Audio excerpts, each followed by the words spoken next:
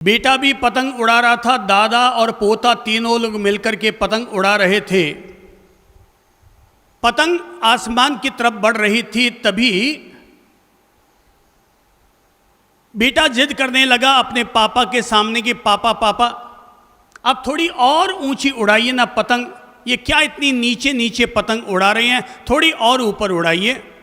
पापा ने कहा बेटा जैसी हवा होगी वैसी तो पतंग ऊंची उड़ेगी, हवा ही इतनी है इसलिए इतनी ही पतंग ऊपर उड़ेगी। उसने कहा पापा पापा थोड़ी और ढील छोड़ो, डोर में थोड़ी और ढील छोड़ो ताकि ये और आसमान की तरफ बढ़े। पापा ने फिर कहा कि बेटा अब इससे ज्यादा ऊपर नहीं उड़ सकती, लो मैंने डोर और ज्यादा ढीली छोड़ दी।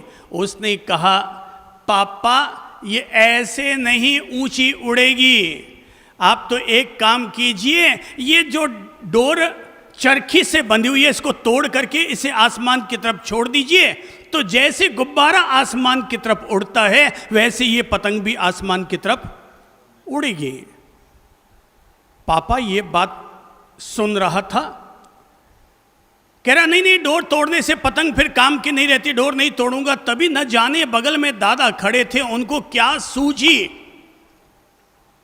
क्योंकि आजकल बेटा भी और बहू भी कई दिनों से जिद कर रहे थे कि अब हम अपना घर अलग बसाएंगे अलग बसाएंगे अलग बसाएंगे। दादा को न जाने क्या सूझा, उसने कहा बेटा तुझे लगता है कि डोर तोड़ने से आसमान की तरफ बढ़ेगी? बोले बिल्कुल दादा, पक्की बात है कि डोर अगर आप इसकी तोड़ के छोड़ देंगे तो ये और ऊंची उड़ जाएगी। ये इसलिए ऊपर नहीं उड़ रही है क्योंकि आप सब लोगों ने डोरी पकड़ रखी है। दादा को न जाने क्या सूझा, वो झट से आगे आए, अपने बेटे के हाथ से डोर ली और उन्होंने ताना तोड़ा और आसमान की तरफ छोड़ दिया। जैसे ही पोते ने देखा कि डोर तोड़ दी गई, अब वो उछल करके कूदने लगा, देखो देखो दादा दादा अब तो ये डोर आसमान की तरफ उड़ रही है। पर 5 सेकंड भी न लगे होंगे कि वो डोर घूमी, पतंग घूमी और धीरे धीरे गुलांचे खाते खाते जमीन की तरफ आकर के धड़ाम से नीचे गिर पड़ी। पोता चिल्लाने लगा दादा दादा ये क्या हुआ, ये क्या हुआ? बोले बेटा ये डोर को तोड़ने का नतीजा हुआ। बोले ऐसे कोई डोर तोड़ने से तो ये ऊपर जानी चाहिए थी, वापस ये नीचे कैसे आ गई? दादा ने बगल में बेटा खड़ा था उसकी तरफ देखते हुए ये बात कही कि बेटा जब तक कोई भी व्यक्ति अपने परिवार की डोर से बंधा हुआ रहेगा तब तक तो वो आसमान की ऊंचाइयों को भी छुएगा और अपने नियंत्रण में भी रहेगा, और जिस दिन वो अपने परिवार की डोर को तोड़ देगा उसी दिन से वो लगेगा तो सही कि वो ऊपर उड़ रहा है, पर वो किसी भी समय आकर के धड़ाम से नीचे गिर सकता है। मैंने कल परिवार पर चर्चा करते हुए सब लोगों को यह समझाने का प्रयास किया था कि हम सब लोगों के जीवन में एक मैसेज होना चाहिए, my family is a happy family.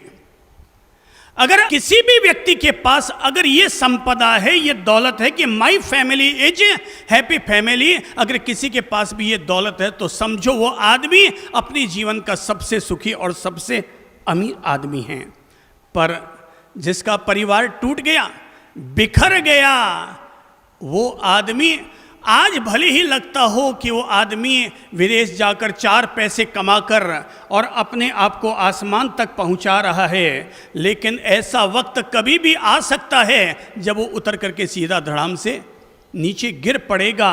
और जब आदमी नीचे गिरता है ना तो यूं तो लगता है कि मेरे 20 दोस्त हैं, पर जब बेवक्त आ जाता है आदमी का तो 20 में से एक भी हमारे काम नहीं आता। तब वो बेवक्त में पीड़ा के क्षणों में कौन है जो हमारे काम आता है? तब पिता हमारे काम आते हैं, माँ हमारे काम आती है, भाई हमारे काम आते हैं। तब ये हमारा घमंड और गरूर काम नहीं आता कि मैं अकेला अपना सब कुछ कर सकता हूँ। अकेला चना तो भाड़ भी नहीं भूंज सकता। अकेला आदमी न तो अपने संस्कारों को सुरक्षित रख पाएगा, न अपनी सुरक्षा कर पाएगा, न अपनी समाधि को सुरक्षित रख पाएगा। आदमी का साथ साथ रहना जरूरी है। इसलिए हम सब लोगों का ये गीता सूत्र होना चाहिए, हम सब साथ साथ हैं। देखिए, हम लोग अगर संत भी बन जाते हैं, संत व्यक्ति मोक्ष की प्राप्ति के लिए बनता है, परमात्मा की प्राप्ति के लिए बनता है, लेकिन उन्हें भी ये कहा जाता है कि संत अकेला न रहे, बल्कि 2, 3, 4 साथ में रहे। अकेला संत अपनी समाधि को हो सकता है सुरक्षित न रख पाए, इसलिए अगर 3 लोग साथ में रहेंगे तो एक से प्रेरित होकर दूसरा, और दूसरे से प्रेरित होकर के तीसरा, अगर एक गिरने लगे तो दूसरा उसको संभाल लेगा, और दूसरा अगर गिर गया तो पहला उसे संभाल लेगा। परिवार ऐसा नहीं है कि व्यक्ति गृहस्थ में रहता है तो ही परिवार के रूप में जीना चाहिए, बल्कि अगर व्यक्ति संत भी बन जाता है, वो भले ही अपने माता पिता को, भाई को, पत्नी को, बच्चों को, संसार को, माया मोह को छोड़कर आ चुका हो, पर यहाँ आने के बाद भी कहा जाता है तुम कुल के साथ रहो, अर्थात सब लोग साथ साथ में रहो। परिवार क्या है? मैंने खास तौर पर इस घटना का उल्लेख किया है कि अगर परिवार में से डोर को अगर तोड़ दिया जाएगा तो आदमी एकाकी तो बन जाएगा, स्वतंत्र तो बन जाएगा, लेकिन वो स्वतंत्र कम और स्वच्छंद ज्यादा होगा। जब तक व्यक्ति परिवार के नियंत्रण में रहता है, व्यक्ति बुराइयों से, बुरी संगतों से, बुरी आदतों से बचा हुआ रहता है, और जैसे ही आदमी पर परिवार का अंकुश समाप्त हो गया, आदमी गलत रास्ते की तरफ भी जाने लग जाता है। परिवार महत्वपूर्ण है। रामायण से लेकर के आज तक अगर हम देख रहे हैं तो हम ये भली भांति समझ पा रहे हैं कि इंसान के सामने एक तरफ है रामायण और एक तरफ है महाभारत। महाभारत का परिणाम विनाश है और रामायण का परिणाम अमरता है। क्या है परिवार? परिवार क्या है? परिवार पिन है जो लोगों के द्वारा पहने गए वस्त्रों को अमर्यादित नहीं होने देता है। परिवार क्या है? इसकी भूमिका इस पिन की तरह है जो व्यक्ति को, महिला को, माता बहनों को अपनी मर्यादा में रहने का, जितनी भूमिका केवल एक पिन की होती है, समझ लो उतनी भूमिका हमारे लिए परिवार की है। परिवार दिखने में सामान्य दिख रहा है, पर जैसे ये छोटी सी पिन है, आप निश्चिंत होकर तो सड़क पर चल रहे हैं। क्यों? क्योंकि मेरे यहाँ पिन लगी हुई है। तो मेरे यहाँ पिन लगी हुई, आप निश्चिंत होकर चल रही हैं। आंधी आए कि तूफान आए कि हवाएं चले, पर हर हालत में मैं तो सुरक्षित हूं, मेरा वस्त्र सुरक्षित है, क्योंकि मेरे यहाँ पिन लगी है। परिवार अंक गणित का ऑपरेशन है। जैसे अंक गणित में प्लस माइनस गुणा भागा, वैसे ही परिवार होता है कि जहां पर परिवार है वहां पर प्लस, जहां सुख हमेशा जुड़ते हैं माइनस, जहां पर इंसान के दुख घटा दिए जाते हैं उसका नाम है परिवार, और जहां पर इंसान का भविष्य 2 गुना सुंदर बन जाए उस गुणन भाग का नाम है परिवार, और जहां आकर के कठिनाइयां बांट दी जाती हैं, भागा हो जाता है संसार में, उस भागे का नाम है परिवार। तो परिवार एक तरह से अंक गणित का फॉर्मूला है। कई चीजों को जोड़ता है, कई चीजों को घटाता है, कई चीजों को 2 गुना कर देता है, और कई चीजों को भागा बांट देता है। परिवार धन को नहीं बांटता, परिवार हमेशा कठिनाइयों को बांटता है।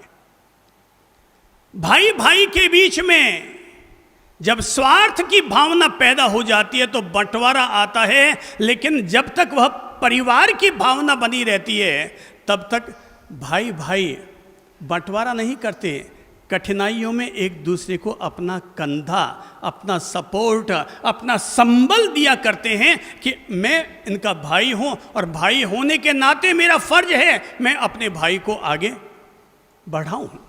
बहुत सारे ऐसे परिवार मिलेंगे जहां पर बड़े भाई ने छोटे भाइयों को पिता की भूमिका अदा करते हुए उनको पाल पोस के बड़ा किया है, उनको आत्मनिर्भर बनाया है, उनको बिजनेस करवाया है। ऐसे बहुत सारे घर हमारे ध्यान में है जहां पर छोटे भाइयों को बड़े भाई ने संबल दिया, सहारा दिया। जहां पर एक दूसरे को सहारा दिया जाता है संसार में, उसी का नाम होता है परिवार। डोर टूटी कि पतंग कभी भी आके नीचे गिर सकती है। तो क्या करें? लोग अक्सर रातों रात अपना भाग्य चमकाने के लिए लॉटरी का उपयोग करते हैं कि मेरे लॉटरी खुल जाए, मेरे लॉटरी खुल जाए। ऐसे तो मैं कब कमाऊंगा, पर अगर मेरा भाग्य साथ देगा तो मेरी लॉटरी जरूर खुल जाएगी। इसे आप यूं समझिए, एक घटना पर पहले आपको केंद्रित कर रहा हूं और घटना है, एक घर में एक बेटी का जन्म हुआ। नसीब वाले होते हैं जिनके घर में बेटी पैदा होती है। लोगों में देखते हैं कि जब बेटा पैदा होता है तो लोग घर में थालियां बजाते हैं, लड्डू बांटते हैं, पर बेटी पैदा होती है तो लोग पेड़ा भी नहीं बांटते। बेटा शादी करने के बाद साथ देगा या नहीं देगा पता नहीं है, पर बेटी शादी करके चली भी जाएगी तब भी आपकी हितचिंतक लगातार बनी हुई रहेगी। बेटा तो घर का कुल दीपक होता है और बेटी घर की लक्ष्मी होती है। बेटा तो केवल एक कुल को उज्जवल करता है, पर बेटी दो घरों को उज्जवल करती है। जो लोग ये समझते हैं कि उजाला केवल चिरागों से होता है, उन सब से कहूंगा नहीं भाई, उजाला केवल चिरागों से नहीं होता, उजाला हमारे घर में पैदा होने वाली बेटियों से भी होता है। और आज भी किसी भी ऑफिस में एक बॉस, एक मालिक लड़कों को जितना नौकरी रखना पसंद करता है उससे कहीं ज़्यादा लड़कियों को, बिटियाओं को नौकरी रखना ज़्यादा पसंद करता है, क्योंकि बेटियां अपने काम के प्रति सिंसियर ज़्यादा होती है, वो ज़्यादा मर्यादित होती है, वो बॉस की ज़्यादा गरिमा रखती है। बेटियां तो परियों की तरह होती है और एक घर में बेटी का जन्म हुआ। स्वाभाविक है खुशी तो कहीं होगी नहीं। दादी ने भी पूछा क्या हुआ, बेटी हुई, फिर वो की वो। यहाँ एक बहन जी बैठी है जिन्होंने मुझे बताया था कि जब मेरे बेटी हुई तो पहली बेटी हुई तब तक तो घर वालों ने कबूल कर लिया, दूसरी बेटी हुई तो पता नहीं कितने सिर पीटे और बोले घर वालों का मेरे प्रति व्यवहार ही सारा का सारा बदल गया। बोले ये तो बेटियों की लाइन लगा देगी। भाई ठीक है, ये तुम्हें कैसे बताएं कि बेटियां तुम्हें किस तरह से रोशन करेगी, ये तो वक्त बताएगा बेटियां तुम्हारे कितनी काम आती है। तो घर में बेटी पैदा हुई, किसी ने खुशी नहीं मनाई। बेटी करीबन 7-8 साल की हो गई। एक दिन एक पंडित जी आए, बोल नहीं पाते थे। पंडित जी शायद गूंगे रहे होंगे पर ज्ञानी बहुत थे, तो कोई भी बात अगर समझानी होती तो पेंसिल से कागज पर लिखते या पाटी बढ़ता रखते और उस पर वो लिख करके दे देते। तो उस बिटिया के लिए लिख कर गए थे कि भाई तुम्हारी बेटी बड़ी भाग्यशाली है, इसके जीवन में लॉटरी जरूर लगेगी। घर वालों ने सोचा भाई ठीक है, अगर ये भाग्यशाली है हमारी बच्ची और इसकी लॉटरी लगेगी तो ठीक है भाई, इसका अपना किस्मत है। अच्छी बात है अगर इसकी लॉटरी लगेगी तो। अब पिताजी ने भी उसके नाम की लॉटरी खरीदनी शुरू कर दी। धीरे धीरे बेटी बड़ी होती गई, उसकी भी लॉटरी में रुचि बढ़ गई कि मेरे नाम की लॉटरी खुलेगी। वो पंडित जी बोल के गए हैं, और पंडित जी बड़े ज्ञानी हैं। मेरे घर वाले उस पंडित जी की बहुत इज्जत करते थे।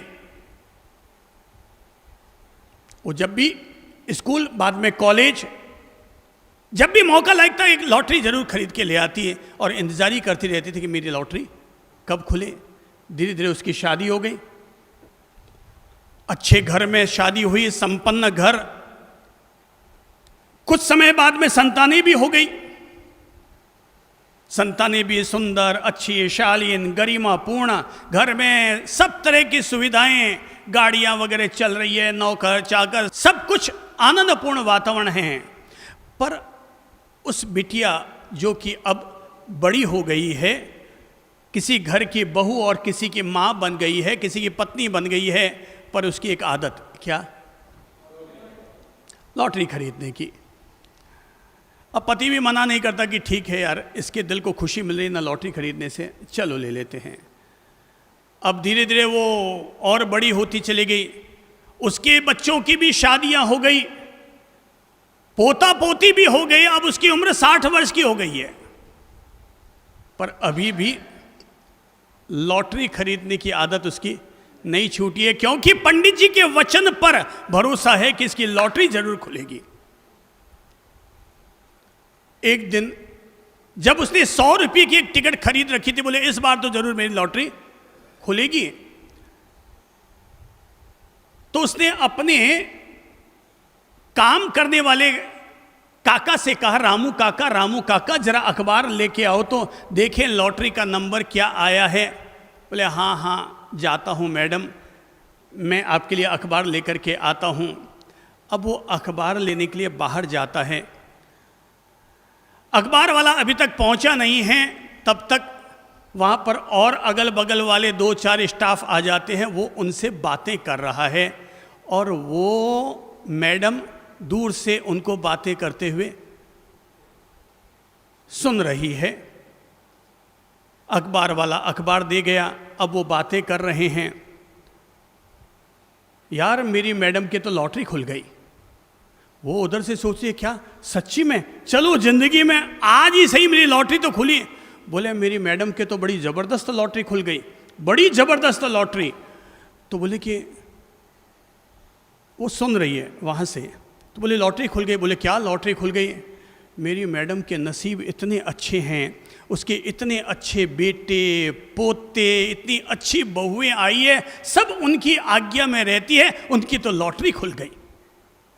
वो सुन के चौंक रही है, लॉटरी खुल गई। एक तरफ ये कह रहा है कि इसके मैडम के बेटे बहुएं पोता पोती, इतना संस्कारशील परिवार है, इतना अच्छा परिवार है, हमारी मैडम की तो लॉटरी खुल गई। उसने रामू काका को अपने करीब बुलाया, रामू काका इधर आओ। बोले हाँ मैडम। बोले लॉटरी खुल गई? अरे मैडम आपके तो कभी की लॉटरी खुल गई।